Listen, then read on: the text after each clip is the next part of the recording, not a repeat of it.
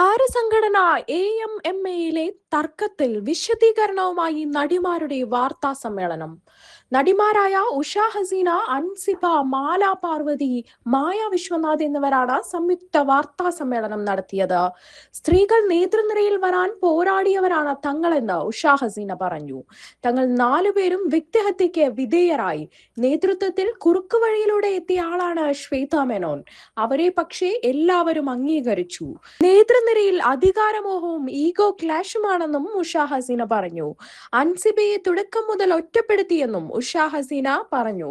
എങ്ങനെയൊക്കെ അപമാനിക്കാമെന്ന ആലോചന നടത്തി പ്രവർത്തിച്ചു. അനൂപ് ചന്ദ്രൻ അൻസിബയെ അപകീർത്തിപ്പെടുത്തുന്ന വീഡിയോ തയ്യാറാക്കി. ഇതേപ്പറ്റി ശ്വേതയോട് പറഞ്ഞപ്പോൾ നന്നായി പോയി എന്നാണ് പറഞ്ഞതെന്നും ഉഷ ഹസീന പറഞ്ഞു. രമേശ് പിഷാരടിയും ശ്വേതയും തമ്മിലുള്ള സംഭാഷണം പുറത്തുവിട്ടതിലും ഉഷ പ്രതികരിച്ചു. സ്വകാര്യ സംഭാഷണം പുറത്തുവിട്ടത് ക്രൈമാണ്. ശ്വേത പറയുന്ന പല ഭാഗങ്ങളും മ്യൂട്ട് ചെയ്താണ് പുറത്തുവിട്ടതെന്നും ഉഷ പറഞ്ഞു. മോഹൻലാൽ പ്രസിഡന്റായ കമ്മിറ്റി അഡ്ഹോക് കമ്മിറ്റിയായി പ്രവർത്തിച്ചുവെന്നും ജനറൽ ബോഡി ചേരാനുള്ള പ്രതിസന്ധി പരിഗണിച്ചാണ് അന്ന് അങ്ങനെ തീരുമാനിച്ചതെന്നും അൻസിബയും പറഞ്ഞു. ആ കമ്മിറ്റി സാമ്പത്തിക ആരോപണം നേരിട്ടിരുന്നില്ല. സാമ്പത്തിക ആരോപണം നേരിടുന്നവരെ എങ്ങനെ തുടരാൻ അനുവദിക്കുമെന്ന് അൻസിബ ചോദിച്ചു. ഇതിനു പിന്നാലെ വീണ്ടും ഉഷ ഹസീന പ്രതികരിച്ചു. ജനറൽ ബോഡിയിൽ ശ്വേത വന്നപ്പോൾ മുതൽ കേൾക്കാൻ തയ്യാറായിരുന്നുവെന്നും എന്നാൽ അവർ അഭിനയിക്കുകയായിരുന്നുവെന്നും ഉഷ ഹസീന വിമർശിച്ചു.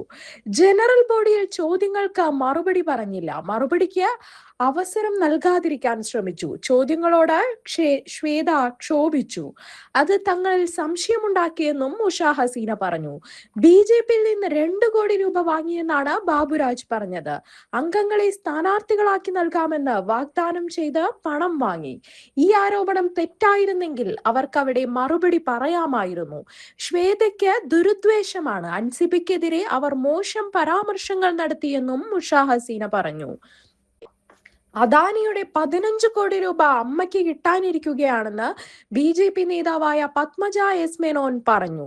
ശ്വേത ഇടപെട്ട് പണം കിട്ടുമെന്നാണ് അവർ പറഞ്ഞത്. കോർപ്പറേറ്റുകളുടെ 15 കോടി അമ്മയ്ക്ക് വേണ്ട. അമ്മയിൽ അംഗമല്ലാത്ത BJP നേതാവ് ഇക്കാര്യം എങ്ങനെ പറയുന്നുവെന്നും മാല പാർവതി ചോദിച്ചു. 4 പേരെ മതം മാറ്റാൻ അൻസിബ ശ്രമിച്ചു എന്ന് ശ്വേത പറഞ്ഞു. താൻ പുറത്തു പറയുമെന്ന് പറഞ്ഞപ്പോൾ സിനിമയിൽ നിന്ന് പുറത്താക്കുമെന്ന് ശ്വേത പറഞ്ഞു. കലാകാരന്മാർക്കിടയിൽ ധ്രുവീകരണം നടത്തുന്നവരല്ല ഭരിക്കേണ്ടത്. ജനറൽ ബോഡിയിൽ ചോദ്യങ്ങൾ വന്നപ്പോൾ അവർ ഇറങ്ങിയോടി. രാഷ്ട്രീയത്തോട് അയിത്തമില്ല. എന്നാൽ വർഗീയവൽക്കരണം ശരിയല്ല. വർഗീയവൽക്കരണ ശ്രമങ്ങളെ മുളയിലെ നുള്ളാൻ ശ്രമിച്ചു. പിഷാരടി എല്ലാവരെയും ഉൾക്കൊള്ളുന്നയാളാണെന്നും മാല പാർവതി പറഞ്ഞു.